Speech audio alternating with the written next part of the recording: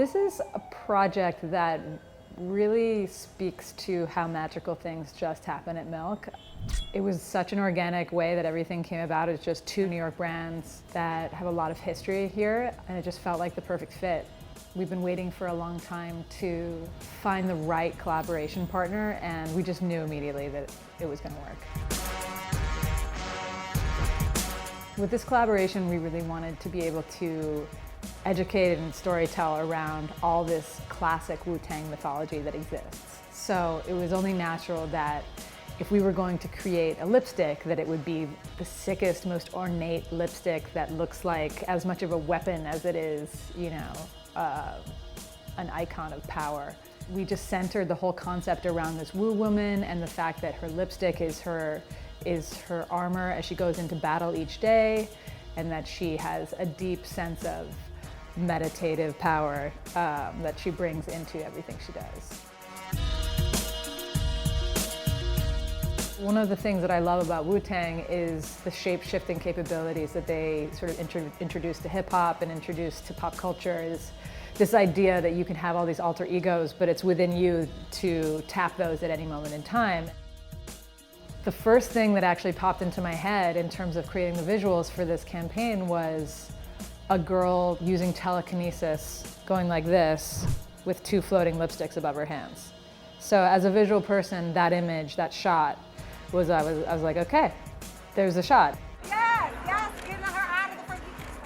Yes, we need to walk out. So Teyana just brings this kind of raw ferocity to her performances. She's so powerful that we really tried to bring in as many like punches and kicks and like really bringing in that tight physical language, because she has so much of that in her performance style anyway. And RZA, as a director, was just there with me at the monitor, framing up shots, bringing ideas to the table.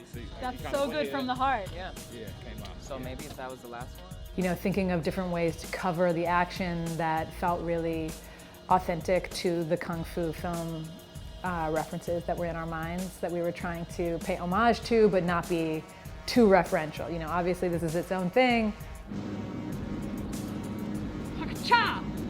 Nice. Since we didn't have any rehearsal time for choreography, it was really pretty challenging to map out and learn all the martial arts sequences on the spot. These guys will back up as you walk towards them, kicking. All right, great kicks. And then, Boom. I can do this. Great.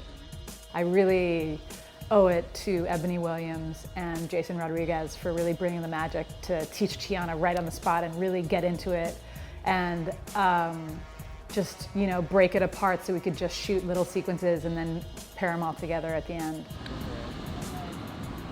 Well, even that's a moment, maybe the capoeira, step back.